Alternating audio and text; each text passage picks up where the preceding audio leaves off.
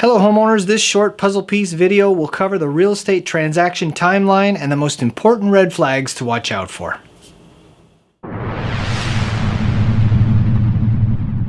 So here is the real estate transaction in one snapshot. Okay, starting from the left, you did your inspections and your disclosures because we're going to sell as is.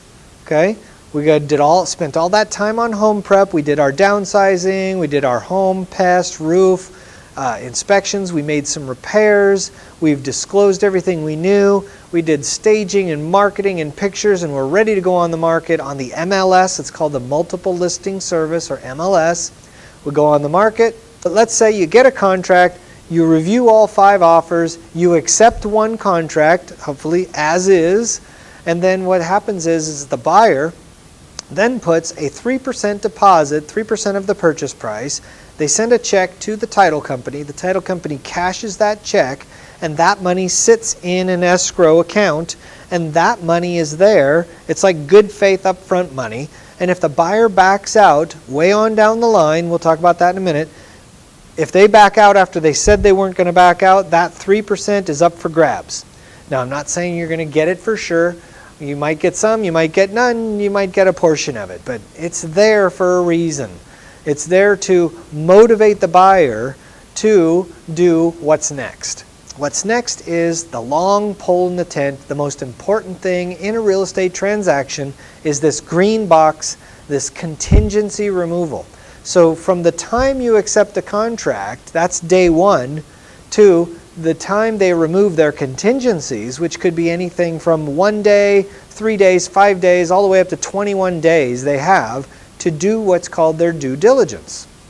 During that time, between the time you accept a contract and the time they remove their contingencies, everything's open to negotiations. Okay?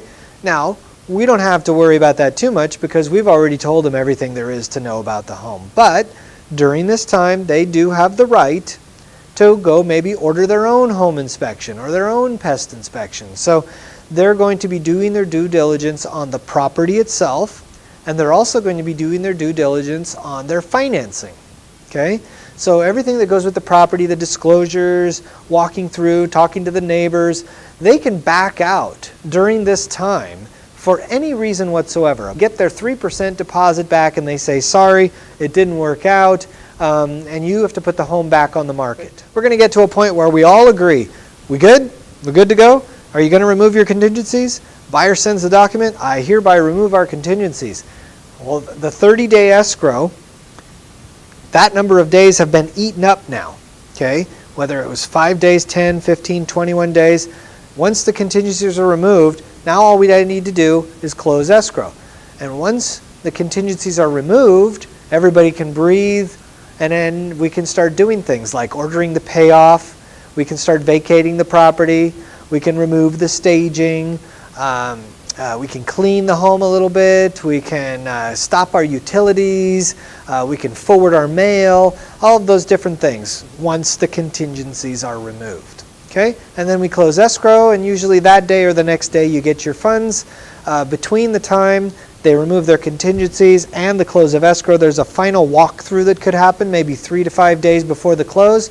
And what they're doing at that time is seeing if the home is the same home they purchased way back, on day 1, just to find anything that they didn't see before when all the stuff was there. Okay? Now, the final walkthrough is not a contingency of the sale. They can't back out for anything, but they can raise a claim and say, hey, you didn't tell me this. Okay? So that's the real estate transaction in a whole, and the main thing we're looking for is contingency removal.